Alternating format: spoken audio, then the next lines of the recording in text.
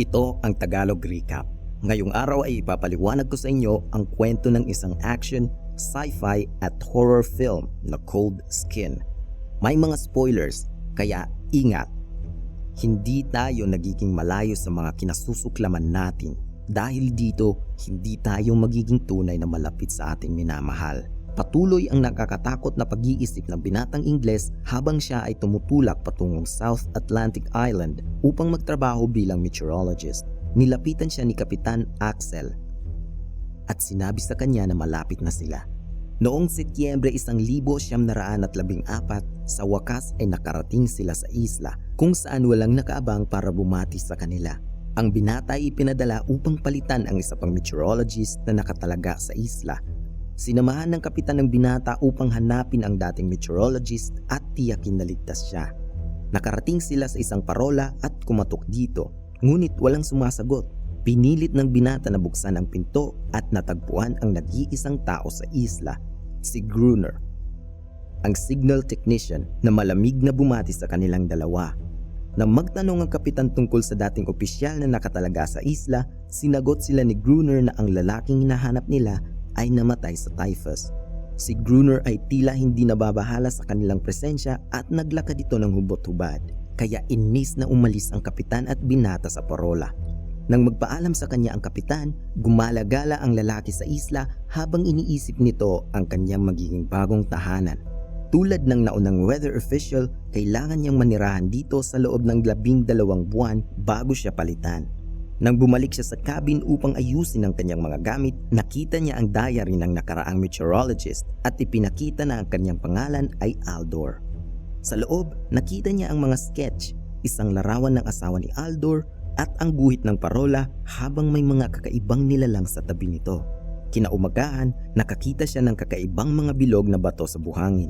Pagkatapos ay tumungo siya malapit sa baybayin gamit ang isang teleskopyo upang magsimulang magtrabaho. Habang sumisilip siya sa binocular, nakita niya ang hubad na lalaki na naghahanda para sa parating na araw kahit wala naman itong gagawin. Nang gabing yun, habang nagbabasa siya, nakarinig siya ng kaluskos sa labas ng kanyang pinto. Nakala niya ay si Gruner. Gayunpaman, palakas ng palakas ang mga ingay na may kasamang mga kalmot at ungol.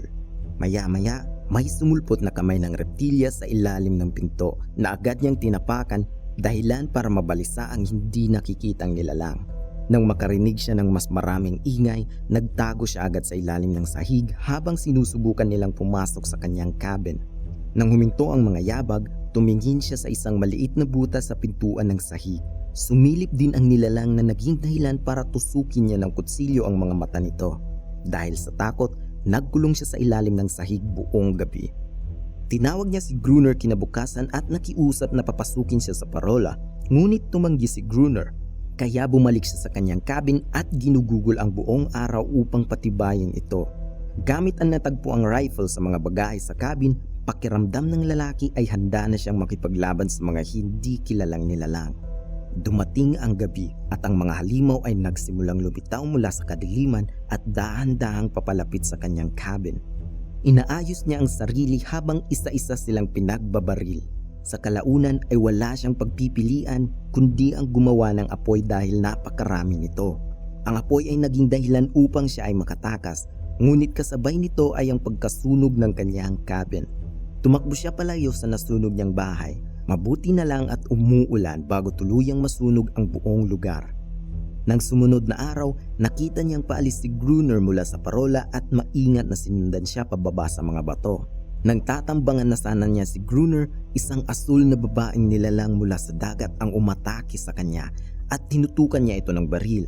Pinigilan siya ni Gruner na barilin ito at sinabing siya ay mahina. Sinamantala ng binata ang sitwasyon at inalok si Gruner ng ilan sa kanyang mga supply kapalit ang ligtas na tahanan. Pagtapos ay tinawag ni Gruner ang lalaki na isang kaibigan para ipakilala siya sa nilalang na nagmula sa dagat. Ilang sandali pa, pumunta sila sa cabin para kunin ang kanyang mga gamit. Napagtanto niya na ang dating opisyal ay hindi namatay sa typhus kundi dahil sa mga nilalang sa dagat. Gayunpaman, sinabi sa kanya ni Gruner na kailangan nilang bumalik sa parola dahil malapit nang lumubog ang araw. Isang umaga, nagising siya dahil ang babaeng nilalang ay dinidilaan ng kanyang kamay. Sinusubukan nitong pagalingin ang kanyang mga paso at nalamang 2 araw na pala siyang natutulog. Pagkatapos ay nahanap niya si Gruner habang nag-iimbentaryo sa kanilang mga bala at ipinaliwanag sa kanya na ang nilalang na tinawag niyang palaka ay parang aso na hindi iiwan ang kanyang amo gaano man siya kalupit dito.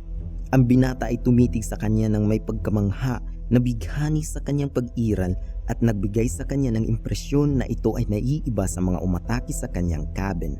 Gayunpaman, binabalaan siya ni Gruner na huwag magtiwala sa kanya ng buo sa paniniwalang ang kanyang tahimik at kalmadong personalidad ay nagtatago ng masamang intensyon. Pagkatapos ay ipinakita ni Gruner sa kanya ang loob ng parola at dinala niya siya sa tuktok. Nagtataka siya kung bakit pinili ni Gruner na manatili sa isla gayong nagkaroon siya ng pagkakataong umalis nang dumating ito. Sinabi sa kanya ni Gruner na hindi na siya babalik ulit sa sibilisadong mundo ngayong siya na ang may hawak ng kanyang kapalaran. Gayunpaman, sinabi niya kay Gruner na sasakay siya kapag nakita niyang dumaan ang susunod na barko. Nang maglaon sa araw na yon, iniisip niya ang pangyayaring nagpabago sa kanyang pananaw. Habang inaayos niya ang kanyang mga gamit, nagulat siya sa presensya ng kakaibang nilalang. Ngunit gayunpaman, pinagmamasdan niya ito habang ignorante itong kumakain ng kandila. Habang sinusubukan niyang ipaliwanag sa kanya ang tamang paggamit sa kandila, tinawag siya ni Gruner at inutusan siyang magdala ng baril. Nang gabing iyon, pinapanood niya si Gruner habang naghahanda siya para sa parating na pag-atake. Itinuro sa kanya ng matandang lalaki kung ano ang gagawin at pinaputok ang flare gun na hudyat ng simula na ang kanilang mahabang gabi. Sa kabilang banda, ang babaeng nilalang ay humagulgol sa itaas. Isang pulutong ng mga nilalang sa dagat ang pumunta sa kanila at nagsimulang bumaril si Gruner. Gayunpaman, nalulula ang binata at dahan-dahang lumakad pa atras hanggang siya ay mahimatay. Naiwang mag-isa si Gruner na nakikipaglaban sa mga kakilakilabot na mga halimaw sa dagat. Ang binata ay mas naging desidido na bumalik sa sibilisasyon nang masaksihan ang mga halimaw sa dagat. Nang sumunod na araw, nagalit si Gruner dahil walang naitulong ang binata at sinabihan siyang kumuha na lang ng tubig. Kaya siya ay kumuha ng tubig at sa kanyang pagbalik, nakarinig siya ng kabog mula sa silid ni Gruner. Nang kanyang silipin, nasaksihan niya si Gruner na itintulak ang sarili sa babaeng nilalang. Nang maglaon sa araw na yon, kumain sila ng tanghalian ng tahimik. Hindi niya kayang harapin si Gruner dahil nakukonsensya siya at hindi komportable sa nalaman nito. Gayunpaman, pinutol ni Gruner ang tensyon matapos hampasin ang mesa at sinabi sa kanya na mayroon na lang siyang isang pagkakataon na patunayan ang kanyang sarili. Nang gabing iyon, nakuha ni Gruner ang atensyon ng mga nilalang habang kinukuha niya ang flare gun. Nang lumitaw ang mga halimaw, napansin ni Gruner na muling natakot ang binata na naging dahilan upang ikulong siya ni Gruner sa labas sa balkonahe at iniwan siyang mag-isa upang labanan ang mga nilalang. Sa kabila ng mga putok, tunog ng baril at pakiusap ng binata sa kanya na siya ay tulungan, nakatulog lamang si Gruner. Sa pagsikat ng araw, nagulat si Gruner nang makitang buhay pa at puno ng dugo ang binata habang nakatingin sa kanya. Lumipas ang mga buwan at ang 2 lalaki ay nakagawiang manatiling nakabantay. Ang mga araw ay palaging pareho, ang mga gabi ay mahaba at ang kalikasan lamang ang nagpapanatili sa kanila sa katinuan. Ang araw-araw na gawain ng binata ay mag-igib ng tubig habang pinapanatili ni Gruner ang kanilang mga sandata. Isang araw, naisip niya na ang mga nilalang ay bumabalik sa parola upang bawiin ang babaeng nilalang na alalay ni Gruner. Gayunpaman, nagtataka pa rin siya kung bakit pinapayagan nito ang kanyang mga kasamahan na mapatay at kung bakit hindi sila umaatake ng ilang gabi. Walang pakialam si Gruner kung bakit dumating ang mga nilalang at sinabing plano niya na lipunin silang lahat. Sa paglaon, binisita ng binata ang kanyang luma at kupas na cabin upang kunin ang ilan sa kanyang mga gamit. Dito ay natuklasan niya ang laki ng pagbabago sa kanyang itsura habang tinitingnan niya ang kanyang sarili sa salamin. Sa kanyang pagpunta sa parola, nakatagpo siya ng isang napakalaking balangkas ng balyena at kinuha ang isang piraso sa buto nito. Gayunpaman, walang mga pag-atake sa gabing iyon at pinaniniwalaan niya na ang tahimik na pagitan sa bawat laban ay kadalasang mas malala pa kaysa sa mga labanan mismo. Habang gumagala siya, nakita niya ang nilalang at nilapitan niya ito at sa unang pagkakataon ay hinawakan niya ang malamig na balat nito. Nagustuhan niya ang kakaibang nilalang at binigyan siya ng pangalang Aneris. habang ginagamit siya ni Gruner bilang isang alipin at sex slave. Isang gabi, inanyayaan ni Gruner ang binata na maglaro ng chess. Habang naglalaro sila, ibinahagi ng binata ang kanyang mga obserbasyon sa pagkakaroon ng mga halimaw sa dagat. Gayunpaman, hiniling sa kanya ni Gruner na isara ang kanyang bibig at maglaro. Pagkatapos ay kinuha ni Gruner ang kanyang baril at itinutok ito patungo sa direksyon ng binata nang maramdaman niya ang isang nilalang sa kanyang likuran. Handa na pala ang mga halimaw na umatake ulit. Tumakbo sila sa mas mataas na pinto ng parola habang dumarami ang mga halimaw. Lumalaban sila gamit ang kanilang mga baril, ngunit nagsimulang mabigla dahil masyadong mabilis ang pag-atake. Gayunpaman, nagpasya silang pumunta sa itaas ng parol kung saan nanggagaling ang liwanag. Sa kasamaang palad, si Gruner ay nakagat sa paa habang siya ay tumatakas patungo sa itaas upang ikulong ang kanilang mga sarili sa loob ng salamin. Doon sila nagpalipas ng gabi habang sinusubukang abutin ng mga nilalang. Sa pag-aakalang ito na ang wakas, kinanta ni Gruner ang isang trahedya na awit ng pag-ibig hanggang sumikat ang araw at umalis ang mga halimaw. Nang umagang iyon, pinapagaling ni Aneris ang nakagat na paa ni Gruner sa pamamagitan ng pagdila dito. Nang maglaon sa araw na iyon, natanaw ng binata ang isang barko mula sa malayo habang gumagala siya. Agad siyang tumakbo papasok para kumuha ng flare gun, ngunit pinigilan siya ni Gruner bago pa niya ito maiputok. Sinubukan ni Aneris na protektahan siya at ikinagalit ni Gruner at naging dahilan upang umalis siya dala ang flare gun. Nakaramdam ng pagkabigo, sinigawan niya si Gruner at sinabi sa kanya na natatakot siyang maiwan at lumaban ng mag-isa. Makalipas ang ilang sandali, nakahanap ang binata ng paraan para makipag-usap kay Aneris sa pamamagitan ng pagpapakita sa kanya ng bangkang inukit niya mula sa buto. Umaasang maiintindihan siya nito. Pagkatapos ay dinala siya ni Aneris sa isang inabandonang rowboat sa baybayin, malayo sa parola. Pagbalik sa parola, sinabi ng binata kay Gruner ang tungkol sa bangka, ngunit sinabi ni Gruner na alam na niya ang tungkol dito. Ikinuwento sa kanya na ginamit ito ng isang Portugis na lalaki upang makalayo mula sa pagkawasak ng kanilang barko, ngunit pinatay siya ng mga nilalang. Sinabi din niya na ang kargamento ng barko ay naglalaman ng dinamita, ngunit sinabing ang mga ito ay nasa ilalim ng tubig. Samantala, interesado ang binata na sumisib sa nawasak na barko gamit ang isang diving suit, ngunit hindi sumasang-ayon dito si Gruner. Isang hapon, pininturahan ng binata ang rowboat sa pag-asang maaayos ito. Pagtapos ay nakarinig siya ng ungol at nakita niya si Aneris na masayang lumalangoy sa malapit. Habang nagtatanggal ang binata ng damit, ay dahan-dahan itong lumapit kay Aneris na para bang hahalikan niya ito. Lingid sa kaalaman nilang dalawa ay nanonood si Gruner. Bumalik siya sa parola at habang nagbabasa ng libro, iniabot sa kanya ni Gruner ang diving suit dahil nagbago ang isip niya tungkol sa plano matapos masaksihan ang ginawa nila sa pool at lihim na umaasang mamamatay siya. Nagsagwan sila patungo sa wasak na barko gamit ang bangka. Ipinaliwanag ng binata na ang lubid ay ang magsisilbing komunikasyon nila habang siya ay nasa ilalim ng tubig. Sinabi niya kay Gruner na hihilahin niya ang lubid ng 3 beses kung kailangan niya ng supply ng hangin. Pagkatapos ay nagsuot siya ng lumang diving suit at hinahanap ang mga crates na may dalang dinamita habang kinokontrol ni Gruner ang string mula sa bangka. Matapos ikabit ang ilang mga kahon, nakita niya ang isang batang nilalang sa dagat matapos nitong sumilip sa kanyang suit na naging sanhi ng kanyang pagkatumba. Hinila niya ang lubid at nagsimulang magpanik matapos dumami ang nilalang na nakapaligid sa kanya. Pinagmamasdan lang ni Gruner ang paggalaw ng lubid, nagpaplanong i-abandona ang binata. Gayunpaman, pinakawalan ng binata ang kanyang sarili mula sa suit at lumangoy papunta sa bangka, kung saan agad siyang tinulungan ni Gruner. Sa pag-uwi nila, agad nilang tiningnan ang mga crates na natuklasan na isang kahon lamang bukod sa iba pa ang naglalaman ng mga pampasabog na maaari nilang gamitin. Dumating ang taglamig. Gumawa ang binata at si Gruner ng plano para maakit ang mga nilalang sa dagat na pumunta sa parola bago paputukin ang mga nakatanim na dinamita. Gayunpaman, nang gabing yun ay walang umatake. Lumipas ang 3 linggo at nananatiling naiinip si Gruner habang naghihintay sa malaking pag-atake. Natagpuan ng binata si Gruner na nagyayelo sa labas, desperadong naghihintay pa rin sa mga nilalang. Hiniling sa kanya ng binata na pumasok sa loob at i-defuse ang detonator pansamantala.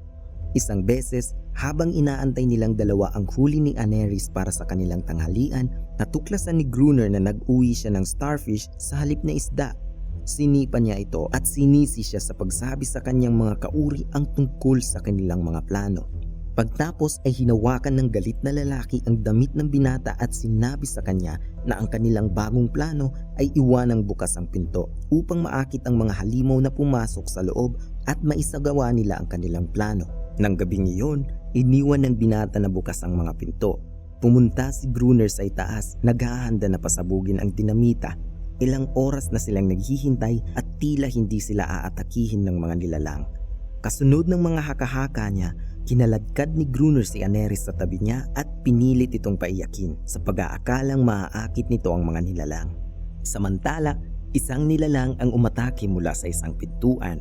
Nagawa ng binata na makalayo sa kanila, ngunit mas maraming nilalang ang pumasok. Nagmamadali siyang umakyat habang ipinapaalam kay Gruner na nasa loob na sila ngayon ng parola. Ang mga nilalang ay umaatake, ngunit hindi mapasabog ni Gruner ang mga dinamita na naging sanhi ng pagtakbo ng binata sa tuktok ng parola at muling ikonekta ang detonator. Isang pagsabog ang nangyari na pumatay ng maraming mga halimaw. Nang magising ang binata kinabukasan, agad niyang hinanap si Gruner at ginising ito. Gumaan ang loob niya matapos kumilos si Gruner at nagsimulang kumanta na sinabayan niya sa pagkakataong ito. Samantala, mayroong napakalaking kaguluhan sa paligid ng beacon. Gumamit si Gruner ng sibat para tapusin ang nasugatan at namamatay na mga nilalang sa dalampasigan. Matapos makita ng binata ang isang halimaw na may suot na kwintas, agad siyang naniwala na mas sibilisado ang mga ito kaysa sa kwento ni Gruner. Habang nakakaramdam ng galit ay kinuha ni Gruner ang pendant at itinapon ito sa dagat. Kinagabihan, habang nagbabantay sila sa susunod na pag-atake, narinig niya si Anerys at iba pang nilalang sa dagat na nagluluksa sa pagkawala ng kanilang mga kasamahan. Nilapitan siya ni Gruner at ipinaliwanag na iniligtas niya si Anerys habang isang sanggol pa lamang ito matapos makulong sa isang net taon na ang nakalipas. Ang binata ay tila nagsisisi sa kanyang nagawa, ngunit si Gruner ay nananatiling malamig at walang pagsisisi sa pagkamatay ng mga nilalang. Isang umaga, pinaikot ng binata ang mga bato sa buhangin at inilagay ang buto sa gitna. Umaasang maliligtas siya. Sa kabilang banda, naghahanda pa rin si Gruner ng isang pasabog upang patuloy na takutin ang mga nilalang. Ngunit wala pa ring pag-atake sa gabing iyon. Habang tulog si Gruner ay inaayos ng binata ang kanyang mga gamit at natuklasan niya ang isang larawan sa kasal ni Gruner na may nakasulat na love, love, love sa likod. Kinilala niya na ang babae sa imahe ay kapareho ng babae sa diary. Napagtanto ng binata na si Gruner ay ang dating weather official na dapat niyang papalitan. Ngayon ay wala na siyang ibang trabaho kundi ang manatiling buhay. Pumunta ang binata sa dalampasigan para tanggalin ang inukit na bangka nang biglang may lumapit sa kanya na batang nilalang. Sa likod ng bata ay si Anerys na mukhang mas may kumpiyansa at mas matapang kasama ang kanyang mga kalahi. Napansin ng binata na gusto nilang tigilan ang labanan, ngunit ayaw pumayag ni Gruner dahil gusto niyang bumalik si Anerys sa kanya. Paulit-ulit niyang sinasabi, walang makakatakas kay Gruner, habang naglalakad siya pabalik sa parola. Pagkatapos ay biglang nagpaputok ng flare gun si Gruner sa bata na ikinamatay nito matapos tamaan sa dibdib. Tinitigan ni Anerys ang binata habang may pagdududa at pagkabigo at iniwan niya itong mag-isa. Habang patuloy silang binabaril ni Gruner, sinugod siya ng binata at itinapon siya sa lupa upang saksakin ang kanyang binti. Galit na galit, tumayo si Gruner at sinubukang patayin siya gamit ang palakol. Ngunit tinawag siya ng binata sa kanyang tunay na pangalan, Aldor. At sinabi sa kanya na hindi siya mamamatay tao. Huminto si Gruner, ibinaba ang kanyang palakol at binigkas ang love, love, love na para bang nabawi ng lalaki ang kanyang dating sarili. Pumunta siya sa labas upang tingnan ang mabituing gabi habang siya ay pinapatay ng mga nilalang sa dagat. Pagkalipas ng ilang buwan, dumating ang susunod na barko upang dalhin ang kapalit ng binata. Ang kapitan ay nagkamali matapos siyang tawagin Gruner, ngunit hindi na siya nag-abalang itama pa ito. Iniwan ng tunay na Gruner ang binata, ngunit ito naman ang pumalit sa kanyang pwesto. pinananatili ng binata ang kanyang tungkulin, iniisip na ito ang kapayapaan na matagal na niyang hinahanap. Ang bagong Gruner ay nakatayo sa tabi ng balkonahe, nakatingin sa ilang mga barko habang si Anerys ay tumatakbo papunta sa dagat kung saan siya ay malayang lumangoy. Subscribe para sa mas maraming video na katulad nito. Pindutin ang notification bell at mag-iwan ng like dahil malaking tulong ito sa channel. Salamat sa panonood.